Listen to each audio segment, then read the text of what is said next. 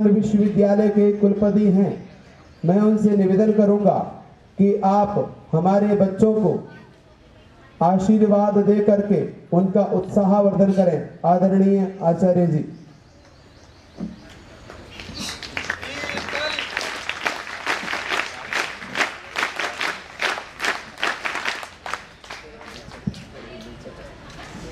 ये नहीं चला भाई।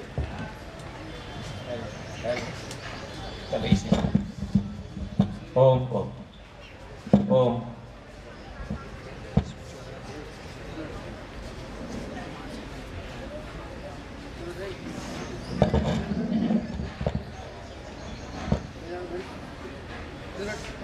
मानस भवन में आर्य जन जिसकी तारे आरती, भगवान भारत वर्ष में गूंजे हमारी भारती। ओ भद्र भावुद भावनीये भारतीये भगवते, सीतापते सीतापते गीतामते गीतामते। मानस भवन में आर्य जन जिसकी उतारें आरती, भगवान भारत वर्ष में गूंजे हमारी भारती। ओम शांति शांति शांति। मंच पर उपस्थित आर्य प्रतिनिधि सभा के अधिकारी वृंद, श्री चंद्र प्रकाश जी, डॉक्टर महेंद्र आहूजा जी और माननीय में नाम स्मरण नहीं हो रहा खन्ना जी, और इस शिविर में प्रतिभाग कर रहे पिछले 8 दिनों से तपस्या में रत, साधना में रत यहाँ उपस्थित युवा शक्ति और बच्चों के इसमें प्रतिभाग कर रहे प्रतिभागियों के पेरेंट्स और अन्य आर्यजन, वर्षों पश्चात एक इतना सुंदर कार्यक्रम आर्य समाज के प्रांगण में ये देखने को मिल रहा है। और इस का जो अनुष्ठान, इस यज्ञ का अनुष्ठान, जिसके भी मन मस्तिष्क में ये विचार आया वो बधाई के पात्र हैं, और जिन्होंने इसको क्रियान्वित रूप देने के लिए हर प्रकार से सहयोग किया वे सब भी बधाई के पात्र हैं। ये विश्व बहुत संक्रामक दौर से गुजर रहा है। सारे महाद्वीप आपस में लड़ने को तैयार हैं, हथियारों की होड़ बढ़ रही है। ऐसा लगता है कि पृथ्वी शायद इस मनुष्य के बोझ को उठाने में अब समर्थ नहीं है। ऐसे समय में जो विचारों की लड़ाई चल रही है, ये विचारों की लड़ाई को यदि हम जीतना चाहते हैं तो हम विचार परिवर्तन करके ही जीत सकते हैं। और ये विचार परिवर्तन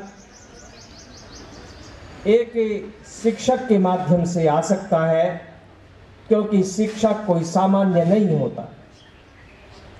जैसा कि चाणक्य ने कहा, घनानंद शिक्षक सामान्य नहीं होता, सत्ताएं कैसी होनी चाहिए उनको बदलने का सामर्थ्य हम में है, समय लगेगा।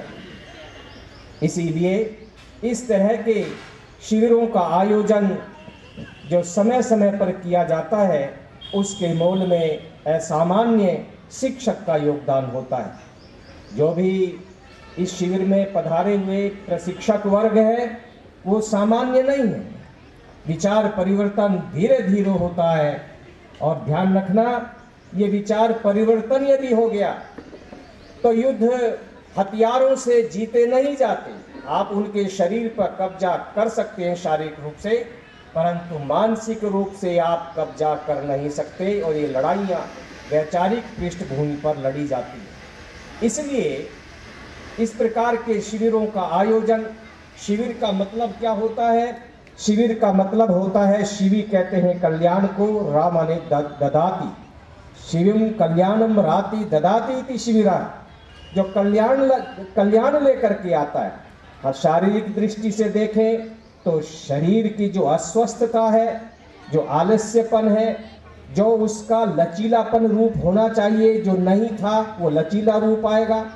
लाठी में जितना लचीलापन होता है, लाठी उतनी मजबूत होती है। तो इस प्रकार से चाहे शारीरिक रूप से है, मानसिक रूप से जब आध्यात्मिक प्रवचन होते हैं तो उससे जो है आपका मानसिक विकास होता है। तो इस प्रकार से जब दोनों विकास होते हैं तो सामाजिक विकास तो अपने आप ही होगा। तो बड़े महत्वपूर्ण शिविर का आयोजन यहाँ पर हुआ है। और ये ध्यान रखना, ये कोई सामान्य शिविर नहीं है। मैंने भी 1978 में आर्यवीर दल का शिविर अटेंड किया। उसमें बाल दिवाकर हंस सार्वदेशिक आर्यवीर दल के प्रधान हुआ करते थे और आचार्य देवव्रत जी उनके साथ में सह के रूप में हुआ करते थे। मुझे अच्छी तरह स्मरण है, मेरे पास प्रमाण पत्र भी है। इसलिए मैं ये जानता हूँ कि आर्यवीर दल कोई सामान्य दल नहीं है, ये असामान्य है। क्यों है? क्योंकि हमें एक समतामूलक समाज का निर्माण करना है। समतामूलक समाज का मतलब होता है कोई बड़ा नहीं है, कोई छोटा नहीं है, सब अपने कर्म से बड़े होते हैं और छोटे होते हैं। हमको दुनिया के सामने बड़ी लकीर खींचनी है, एक ऐसी लाइन खींचनी है, एक ऐसी पंक्ति खींचनी है जिससे सामने देखने वाला ये कहे कि ये जो बच्चा है, ये जो युवा है, ये कितना शिष्ट है, कितना व्यवहारिक है, इसके माता पिता कैसे होंगे। जो बच्चा इतना अच्छा है तो इसके माता पिता और गुरुजन कितने अच्छे होंगे, इसका समाज कितना अच्छा होगा। ये जो चीज़ है इसको बोलते हैं शिवी, इसको बोलते हैं शिव। ये भावना आपके अंदर आएगी। और ये 8 दिन का शिविर, जैसा कि हमारे प्रशिक्षक महोदय जितेंद्र जी कह रहे थे कि यदि देखा जाए तो 6 दिन का हुआ। ये पहला दिन उद्घाटन में और अंतिम दिन जो है ये समापनोपसंहार रूप में जो है।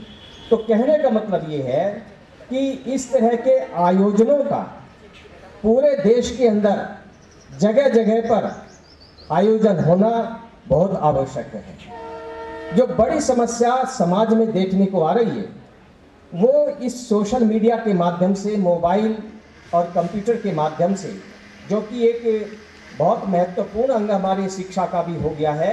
कोविड-19 के मध्य में जो हमारी शिक्षा हुई बच्चों की, इसी के माध्यम से हुई। परंतु हमको सतर्क रहना है। और सतर्क जिसको मैं इसको बोलता हूँ कि बुलेट प्रूफ जैकेट, अर्थात एक ऐसी जैकेट हमको पहननी है कि गोली कैसी भी आ जाए लेकिन हमारे शरीर को भेद न पाए। ये सोशल मीडिया के द्वारा जो आ रही है, बुलेट आ रही है, जो गंदे थॉट्स आ रहे हैं, उनको आप यदि रोक सकते हैं तो इसी तरह के शिविरों के माध्यम से रोक सकते हैं। पेरेंट्स की बहुत बड़ी समस्या ही पैदा हो गई है। इसलिए ये बीच बीच में, ये तो 7 दिन का आपने ये छुट्टियों में रखा है। मेरा निवेदन ये है कि सभी पेरेंट्स से कि सप्ताह में एक इस तरह का आयोजन आप जरूर रखें अपने परिवारों में। 2 परिवार मिल करके, 3 परिवार मिल करके, 4 परिवार मिल करके सहभोज के रूप में खाना परस्पर बना करके एक जगह एकत्रित करें, अपने अपने घरों से बना करके लेकर के आएं और 7 परिवार एक साथ बैठें, वहाँ पर चर्चा परिचर्चा करें, एक दूसरे से कनेक्ट होंगे, बच्चे भी समझेंगे। और जो एक तरह का जो तनाव है, स्कूल का तनाव है, बुक्स का तनाव है, सोशल मीडिया का तनाव है, उससे बच्चे थोड़ा हटेंगे। सप्ताह में यदि आपने 5 घंटे का समय बच्चों को इससे अलग करके रखा तो मैं ये मानूंगा इस शिविर की ये बहुत बड़ी उपलब्धि होगी। जो आप देखिए इसको करके देखिए। और आर्य का मतलब ये होता है प्योर बनना, शुद्ध बनना। आर्य कोई नस्ल नहीं होती, हम सब आर्य हैं, आर्यवर्त के हम निवासी हैं और अपने स्वरूप को हम पहचान रहे हैं। जो व्यक्ति अपने स्वरूप को भूल जाता है, समझ लेना वह उस कहानी की तरह है एक कहानी है पंचतंत्र की, जिसमें कि एक शेर बचपन में बिछड़ गया और भेड़ बकरियों के झुंड में चला गया, और उसके पालने वाला जो पालक था, विपालक था, उसने भी उसको उसी तरह पाला।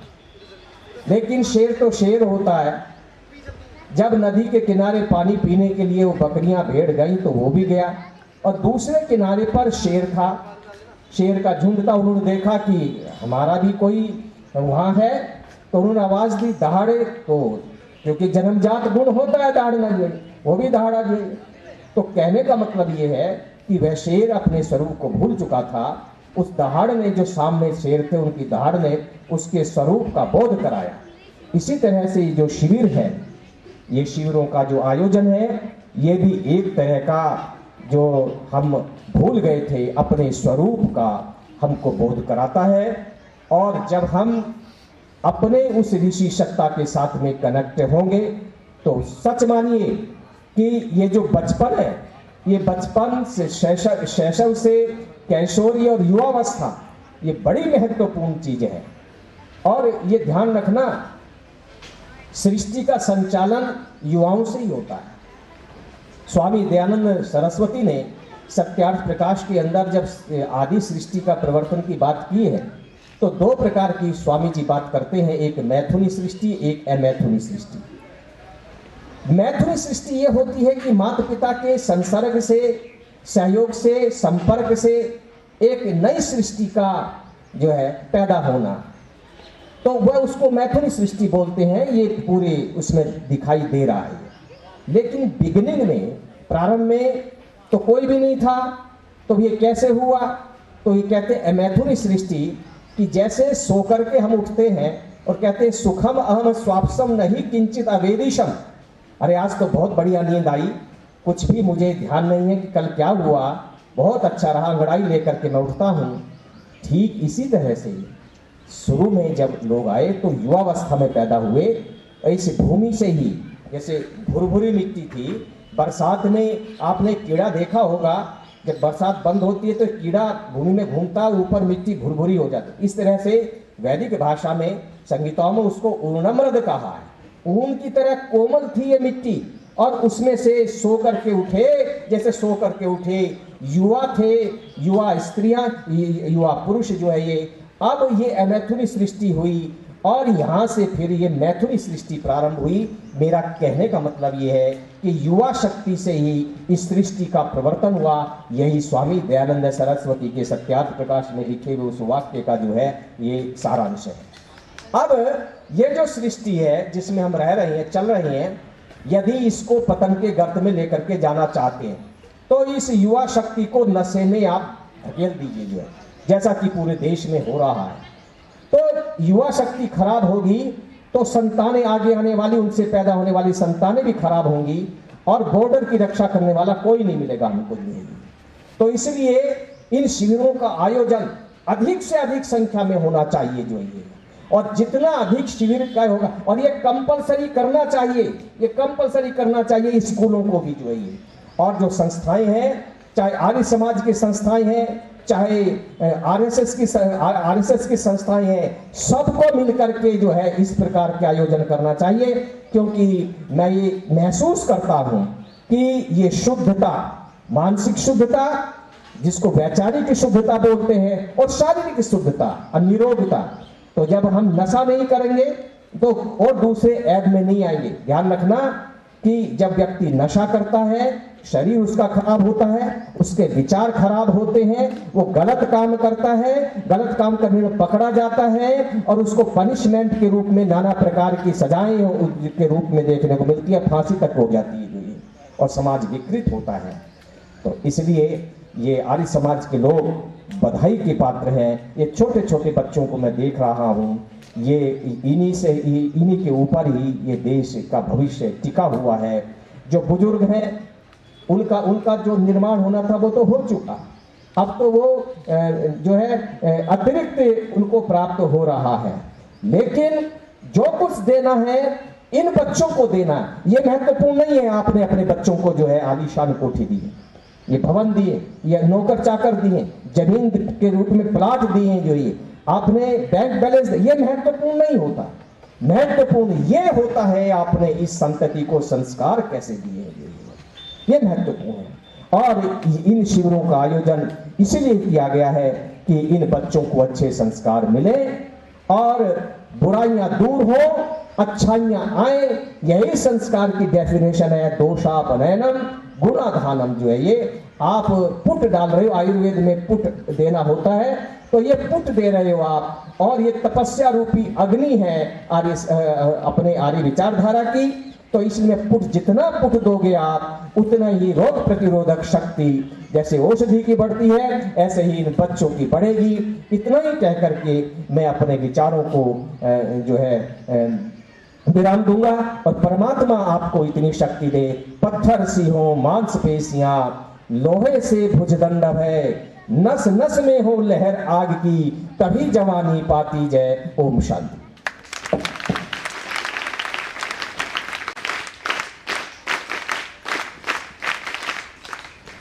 आदरणीय श्रद्धेय पूजनीय गुरुजी ने हमें बहुत कुछ बताया।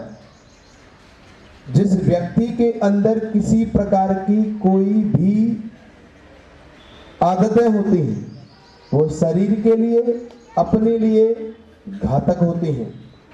इसलिए हमें प्रयास करना चाहिए कि हमारे अंदर आदतें ऐसी ना हो। नशा करना है तो राष्ट्र को करिए, नशा करना है तो संस्कृति करिए, नशा करना है तो वेदों का करिए, नशा करना है तो पितृभक्त बनिए, नशा करना है तो मातृभक्त बनिए, वो नशा है। लेकिन जो नशा आज चल रहा है दुनिया में, उस नशे से हमें बचना है, औरों को बचाना है। हमारी संस्कृति की रक्षा तो तभी है, हम कोई अलग से कोई संस्कृति नहीं है। आपके अंदर जो जीवित है एक आचरण, आपके अंदर जो जीवित है अनुशासन, आपके अंदर जो जीवित है आपका व्यवहार, आपके द्वारा जो किए गए कार्य हैं, वही आपके अंदर संस्कृति जीवित रहती है। इसलिए उस संस्कृति को अंदर अपने पैदा करें, अपने अंदर उस संस्कृति को जन्म दें और जन्म दे करके उसका रक्षण संरक्षण करें, तभी वो संस्कृति बच सकती है। क्योंकि जो केवल संस्कृति बाहर दिखाई देती है, जो केवल बाहरी है, उसको तो कभी भी नष्ट किया जा सकता है, लेकिन जो व्यक्ति के जीवन में रोम रोम में समाई हुई है, उसको आप कभी भी किसी के माध्यम से नष्ट नहीं कर सकते। हमारे यहाँ एक परंपरा हुआ करती थी, श्रुति परंपरा, और वो परंपरा ऐसी हुआ करती थी, एक घर में एक व्यक्ति एक वेद को जरूर याद करता था। और उस परंपरा से ये हुआ, अंग्रेजों ने या विदेशी लोगों ने हम पर जितनी बार अत्याचार किए, हमारे साहित्य की चोरी करने की कोशिश की, लेकिन हमारे व्यक्तियों को कितना मारा उन्होंने, लेकिन मारते चले गए। उन्हें लगा कि भाई इनकी संस्कृति को नष्ट करना है तो इनके अंदर एक कीड़ा पैदा कर दो, इनके मन के अंदर एक गलत संस्कृति पैदा कर दो, ये खत्म हो जाएंगे। इनके साहित्य को खत्म करने से ये खत्म नहीं होने वाले, क्योंकि ये तो जीते ही उस संस्कृति में, और जो व्यक्ति जीता है उसकी संस्कृति को कोई नष्ट नहीं कर सकता। अब आगे के लिए आर्यवीर खड़े हो जाएं। जितेंद्र जी, जूडो कराटे, बच्चों का उत्साह बढ़ा है। अब हम करेंगे जूडो कराटे, जिसे martial art, taekwondo, self defence इत्यादि नाम से ये जाना जाता है। हमारे इन आर्यवीरों ने कुछ समय में जो मार्शल आर्ट सीखे हैं उसकी प्रस्तुति आपके सामने। नृत्य के लिए सटीक अभिवादन, एक साथ सीधा पैर निकालते हुए चलिए, एक नीचे आवाज के साथ, 2 3 4 5 6 7 8 9 10, वापस एक साथ संयुक्त मुष्टि पर डबल पंच मारेंगे। 1 2 3 4 5 6 7 8 9 10, वापस अर्ध मुष्टि पर हाफ पंच दोनों हाथों से मारेंगे। 1 2 3 4 5 6, वापस संयुक्त मुष्टि पर मारेंगे। 1, आवाज के साथ 3 4 5 6 7 8 वापस संयुक्त मुष्टि षड्वित मुष्टि पूरा 6 एलिफेंट मारेंगे 1 झुको बेटा नीचे और स्टैंड में 2 3 4 5 6 1 2 3 4 5 6 वापस सैन प्रार ईगल पंख दुश्मन के कंठ पे मारने के लिए टेटवा दबाने के लिए पोजीशन लेंगे पहले मारेंगे 1 2 3 4 5 6 7 वापस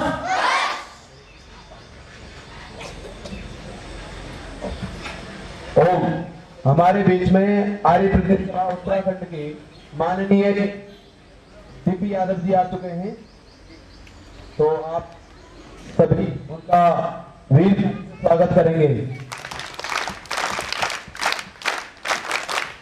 आपका स्वागत अभिनंदन है।